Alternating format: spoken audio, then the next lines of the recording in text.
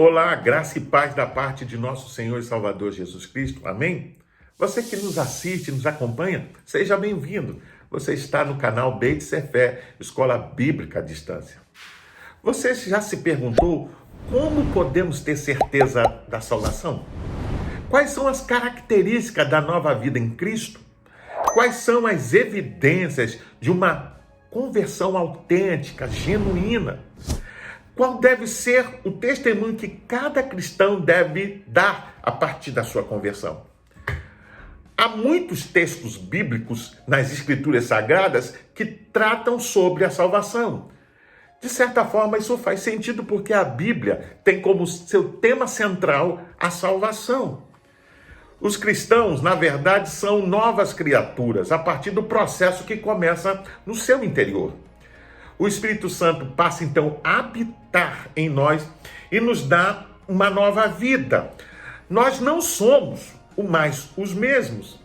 Na verdade, nós não fomos reformados, reabilitados, reeducados.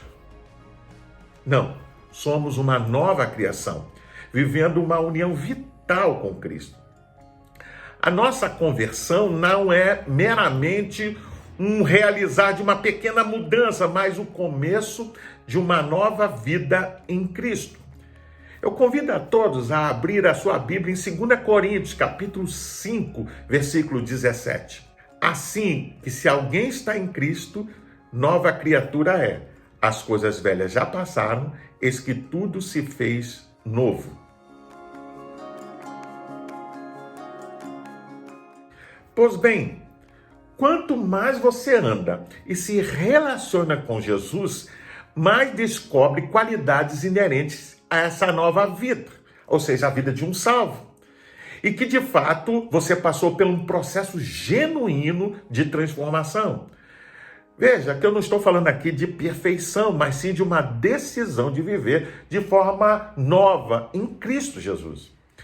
Ao se buscar textos bíblicos que tratam sobre salvação, encontramos alguns aspectos que nos mostram essa transformação. Essas respostas, de certa forma, dizem respeito a provas ou evidências de que uma pessoa foi salva e passou por um processo de mudança. Vamos a elas?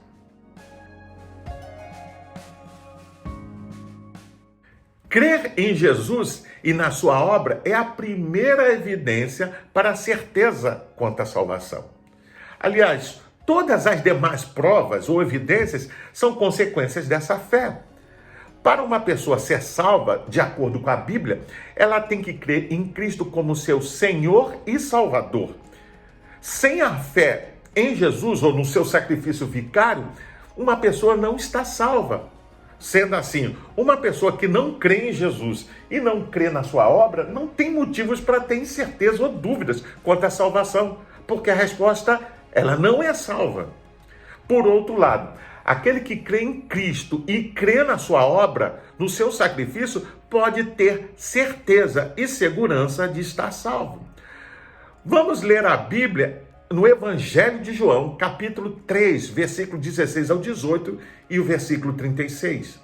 Porque Deus amou o mundo de tal maneira que deu seu Filho unigênito para que todo aquele que nele crê não pereça, mas tenha a vida eterna.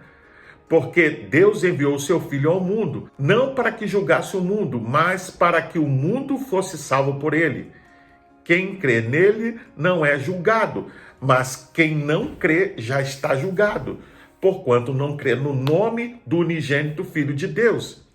Quem crê no Filho tem a vida eterna. O que, porém, desobedece ao Filho não verá a vida, pois sobre ele permanece a ira de Deus. Vale lembrar que, biblicamente falando, crer não é apenas acreditar, mas sim confiar. Há muitas pessoas que, quando nós conversamos e pregamos a palavra, falamos das boas novas, elas dizem que creem em Jesus, que Deus existe, que Deus é verdadeiro. Mas, na verdade, elas não são salvas. Isso porque, apesar de elas dizerem que creem, elas não entregam em confiança suas vidas a Jesus, como forma de se reconciliar com Deus. Foi o próprio Jesus que disse em João 14, versículo 6, a parte A: eu sou o caminho, a verdade e a vida. Você entende? Por isso, ninguém pode se aproximar de Deus ou se relacionar com Deus se não crê em Jesus e na sua obra.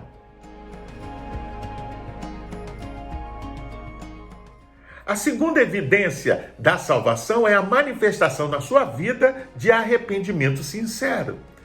Isso mesmo, foi isso que João Batista disse a alguns dos judeus que supostamente diziam que criam em Deus. Ele diz assim: raça de víboras, quem lhes deu a ideia de fugir da ira vindoura?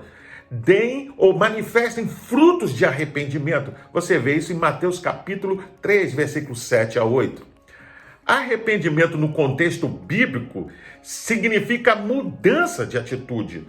O que João Batista estava dizendo, aqueles judeus que supostamente diziam acreditar em Deus, ou seja, se eles verdadeiramente tinham fé em Deus, eles deviam manifestar também mudanças de atitudes em suas vidas. Ou seja, deixar de praticar o mal e passar a praticar o bem.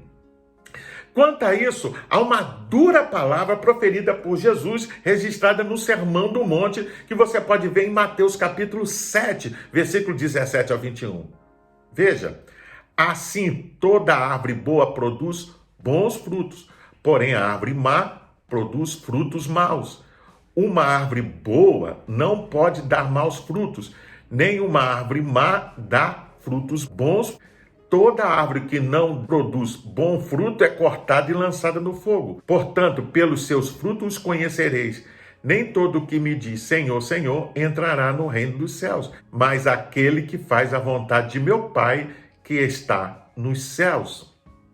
Pois bem, todo aquele que verdadeiramente crê em Jesus dará frutos de vida correspondente à sua fé. Semelhantemente, também, todo aquele que não crê em Jesus dará também frutos de vida correspondente à sua falta de fé. O fruto da fé, ou o bom fruto, é fazer a vontade do Pai que está nos céus. Sendo assim, aquele que foi salvo, veja, busca fazer a vontade de Deus, manifestando frutos de arrependimento na sua vida.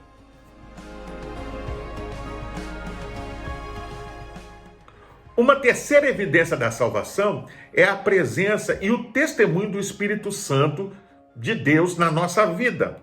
O apóstolo João nos diz em sua primeira epístola o seguinte: sabemos que permanecemos nele e ele em nós, porque ele nos deu do seu Espírito. Está lá em 1 João capítulo 4, versículo 13. O apóstolo Paulo, ao escrever à igreja que está em Éfeso, na carta em Efésios, capítulo 1, versículo 13 ao 14, nos diz: e por causa daquilo que Cristo fez, todos vocês também, que ouviram a boa nova sobre a maneira de ser salvos e confiaram em Cristo, foram marcados pelo Espírito Santo como pertencentes a Cristo, o qual há muito tempo havia sido prometido a todos nós, os cristãos. Sua presença em nosso íntimo é a garantia de que Deus realmente nos dará tudo quanto prometeu. E o sinal do Espírito sobre nós significa que Deus já nos comprou e que Ele garante levar-nos para si mesmo. Esta é justamente mais uma razão para que louvemos o nosso glorioso Deus. A verdade incontestável é que todos aqueles que foram salvos receberam o Espírito Santo como garantia dessa salvação. Confirmando essa ideia, o apóstolo Paulo diz que os crentes são a morada do Espírito Santo. Além disso, Paulo diz também o seguinte: todos os que são guiados pelo Espírito de Deus são filhos de Deus, pois vocês não receberam o Espírito que escraviza para novamente temer, mas receberam o Espírito que os adota como filhos, por meio do qual clamamos Abba Pai. O próprio Espírito testemunha ao nosso espírito que somos filhos de Deus. Romanos 8, 14 ao 16. como filhos de Deus em Jesus Cristo, somos guiados, veja, e recebemos em nosso espírito o testemunho e a confirmação de que somos filhos de Deus. A quarta evidência da salvação é a perseverança na fé. Perseverar é recusar-se a desistir, é constância em se manter fiel a um sonho, uma visão, uma missão, mesmo diante de grandes obstáculos. Perseverança, além de proporcionar determinação e disciplina para suportar e vencer as adversidades, veja, gera também outros benefícios. Isso mesmo.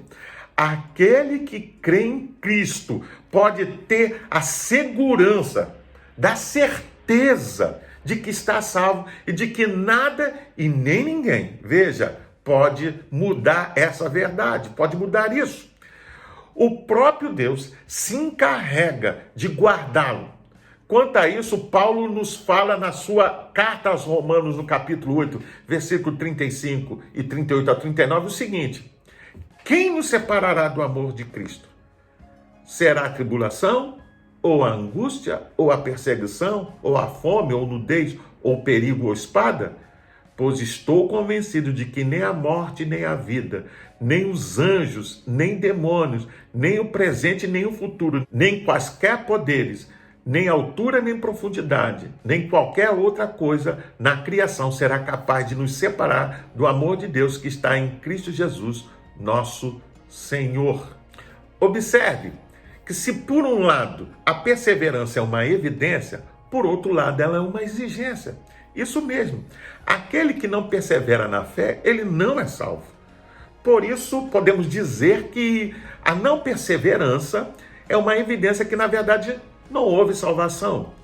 Pelo menos 2 vezes Jesus disse que aquele que perseverar até o fim será salvo. A Bíblia também mostra lá em João capítulo 8, versículo 31 a 32, que Jesus disse aos judeus que haviam crido nele a seguinte palavra: se vocês permanecerem firmes na minha palavra, verdadeiramente serão os meus discípulos e conhecerão a verdade, e a verdade vos libertará.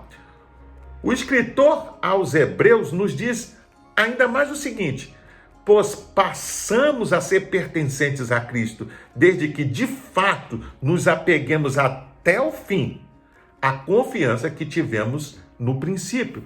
Hebreus capítulo 3, versículo 14.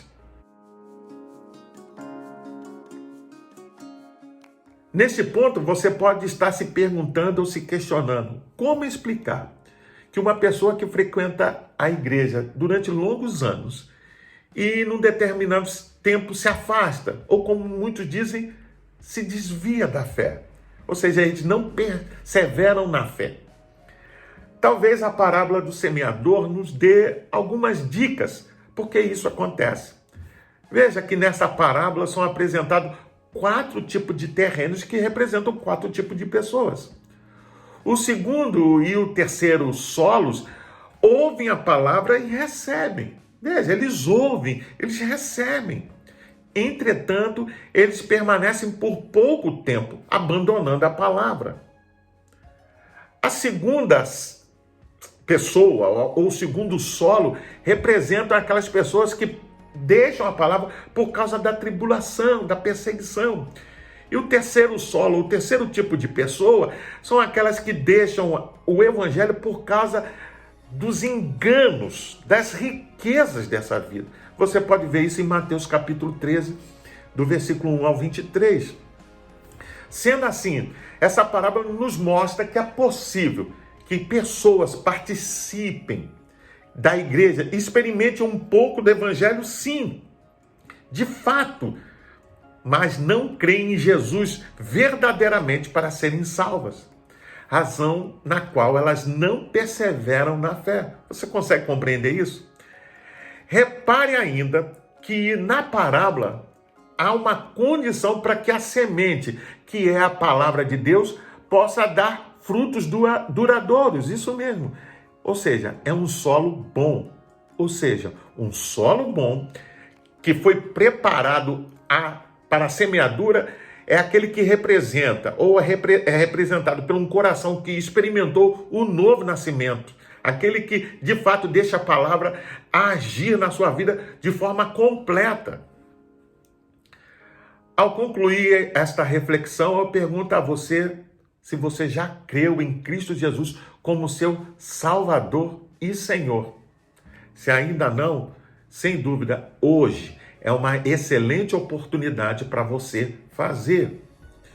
E se você crê em Cristo Jesus, tenha a segurança e a certeza que você está salvo. Por fim, saiba que você que diz ter aceitado e crê em Jesus Cristo, precisa, deve manifestar na sua vida provas, evidências dessa nova vida. Pois bem, eu sou o pastor Carlos Guerra e você está no canal Beit Sefer, Escola Bíblica à Distância. Para se inscrever é rápido, é fácil, é só clicar aqui embaixo. Deixe o seu like, emita a sua opinião, faça o seu comentário e não deixe de compartilhar nas suas redes sociais com seus contatos para que mais e mais pessoas possam ser alcançadas por essa palavra. Vem conosco, fique na paz, Deus te abençoe.